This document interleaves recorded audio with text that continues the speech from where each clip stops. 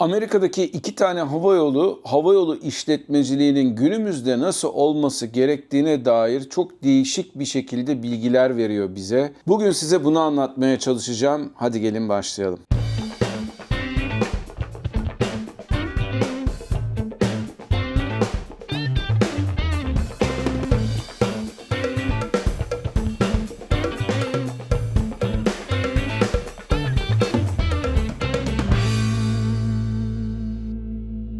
Herkese merhabalar arkadaşlar. Ben Kaptan Baha, Bahadır Acuner. Yepyeni bir Kaptan Baha yayınında sizlerle beraberiz. Amerika'daki hava yollarının ne kadar kötü olduğunu, çok büyük olsalar bile hizmet konusunda dünyanın her tarafındaki hava yollarından daha kötü olduğunu bilmeyen kalmadı diye tahmin ediyorum. Ben de bunu zaman zaman dile getirirdim ama iki tane hava yolu var ki Amerika'da hizmet konusunda hem iyiye doğru gidiyorlar hem de karlılık konusunda çok değişik yöntemler kullanarak neredeyse bütün Amerika'daki hava yollarının karlılığını tek başlarına iki tane hava yolu toplamış durumda. Bugünlerde duyuyorsunuzdur, Spirit Hava Yolları işte iflas edecek, hafta sonuna çıkmayacak. JetBlue'nun kurucusu olan David Neeleman kendisi diyor ki ya diyor bu hava yolu galiba uzun erimde yaşayamayacak. Çok fazla borcumuz var diyor. American Airlines hem uçak içi hizmetindeki sorunlar nedeniyle dile geliyor hem de dünya kadar borcu nedeniyle ve Covid süresince yapmış olduğu bir takım filo kararlarının ne kadar yanlış olduğunu bugün kendileri görüyorlar. Ama bunların dışında iki tane hava yolu var ki Delta ve United neredeyse bütün hava yollarının karlarını tek başlarına ikisi sağlıyorlar. Peki bu nasıl oldu? Ona biraz bakmamız lazım ve bu ülkemizdeki hava yollarına nasıl yansıyor? Bir de onu görmemiz lazım. Şimdi bunu aslında iki değişik videoda anlatacağım. Bugün birazcık Delta'ya yöneleceğim sizlerle. Delta Hava Yolları Amerika'nın en büyük hava yollarından bir tanesi. İlk 3 sırada zaten yer alıyor. Hem Boeing uçakları var hem Airbus uçakları var ve Delta zamanında Türkiye'ye de hizmet veren, İstanbul'dan kalktıktan sonra JFK'ye giderken pek de yani Türk Hava Yolları ile karşılaştırılmayacak derecede bir düşük servisi olan bir hava yoluydu ama en azından alternatif sunuyordu. Bir fiyat alternatifi, bir rekabet sunuyordu. O yüzden Delta'yı Türkiye'de özledik. Umarım tekrar gelir. Ama Delta eski haliyle, bilinen haliyle işte uçağa bindiğinizde Türk Hava Yolları'nda iyi bir yemek gelirse Delta'da size böyle ne bileyim bir karton kutuda bir şey geliyordu. Sıcak yemek olarak böyle ağzınıza bile sürmeyeceğiniz derecede kötü bir yemek veriyordu. Fiyatları kötüydü, bağlantıları ona göre azdı vesaire vesaire. Öyle insanların mecbur kalmadıkça genellikle de ucuz olduğu için bindiği bir hava yoluydu. Ama Delta o zamandan bu zamana kendini geliştirdi. Özellikle yapmış olduğu bir takım sıra dışı hareketler var ki bir tanesi dünyada başka hiçbir hava yolunun yapmamış olduğu bir şey. Onun sayesinde bugünkü noktaya geldi. Bugün Delta gerçekten Amerika için yüksek sayılabilen %6,5-7'lik bir kar marjıyla uçuyor ve geçen yılı da müthiş rakamlarla kapadı. Şimdi Delta'nın yapmış olduğu, bütün elde etmiş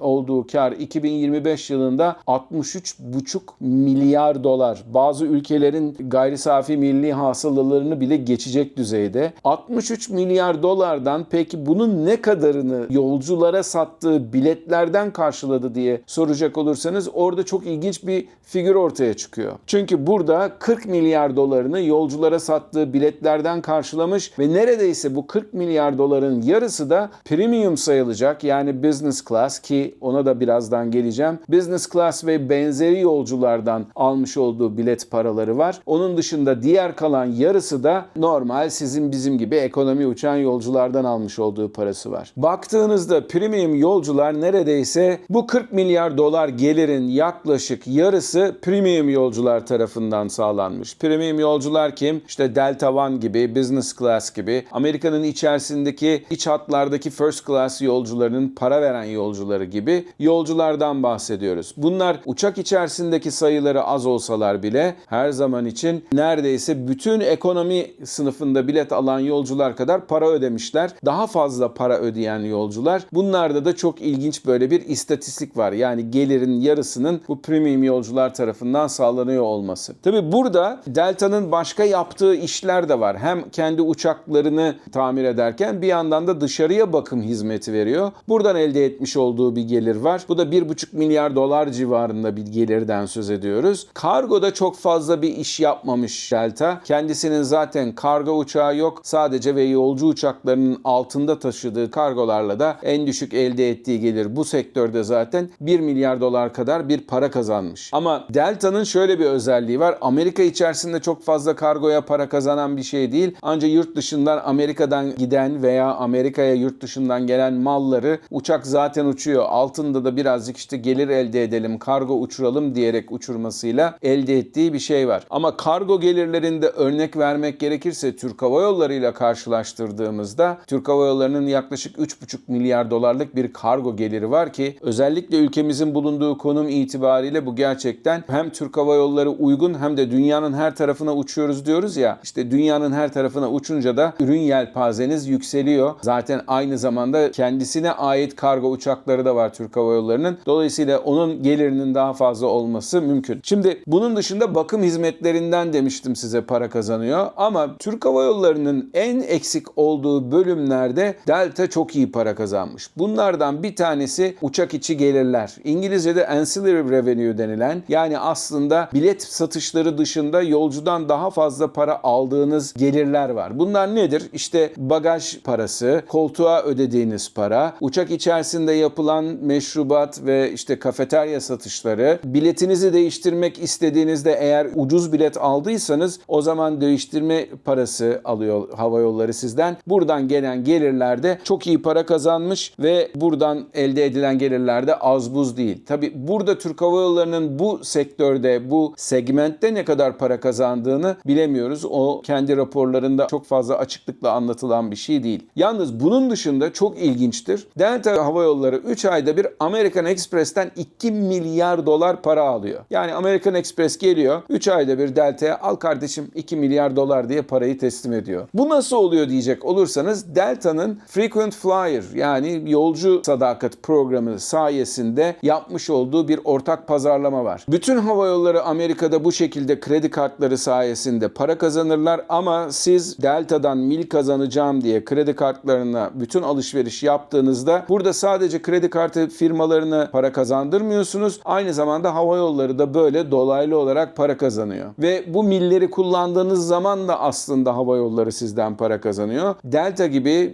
binlerce yolcusu olan bir hava yolunun müşteri veri tabanına ulaşmak ve o müşteriye mallarını satmak da American Express gibi büyük bir firma için gerçekten bulunmaz bir fırsat. Dolayısıyla da American Express de bunu Delta'ya her 3 ayda bir 2 milyar dolar vererek sağlıyor. Türkiye'de Türk Hava Yolları'nın biliyorum Miles and Smiles programı çok popüler değil ve aynı zamanda senede 1-2 defa uçan insanlar için de çok bir şey katmıyor size. Ama belki de Türk Hava Yolları'nın ileride bunu geliştirmesi açısından umut vardır diyelim. Umarım bu konuda ileride Türk Hava Yolları da gelirlerini arttıracak bir takım şeyler yapabilir. Tabii bütün bu finansal yapıya bakarken Türk Hava Yolları'ndan da bahsedelim. Türk Hava Yolları Delta 64 milyar dolar kazanmıştı demiştim. Gelir olarak bahsediyorum. 24 milyar dolar da Türk Hava Yolları kazanmış. Bu 24 milyar doların yalnız 20 milyar doları bilet satışlarından. Bakın 64 milyar dolar ve 40 milyar dolar bilet satışları Delta'da. Türk Hava Yolları'nın 24 milyar dolar ve 20 milyar dolardan bahsediyorum. Yani bilet satışları dışında Türk Hava Yolları'nın gelirlerini çok fazla arttırmadığını görüyoruz. Ne yazık ki bu konuda gelişmesi gerekiyor. Bunun en büyük Delta'ya göre avantajını da anlatmıştım. Kargoda 1 milyar dolar ve 3,5 milyar dolar gibi Türk Hava Yolları'na göre bir avantajı var. Ama onun dışında Türk Hava Yolları bir avantajı daha var. Maliyetleri Delta gibi bir hava yollarına göre düşük olduğu için Delta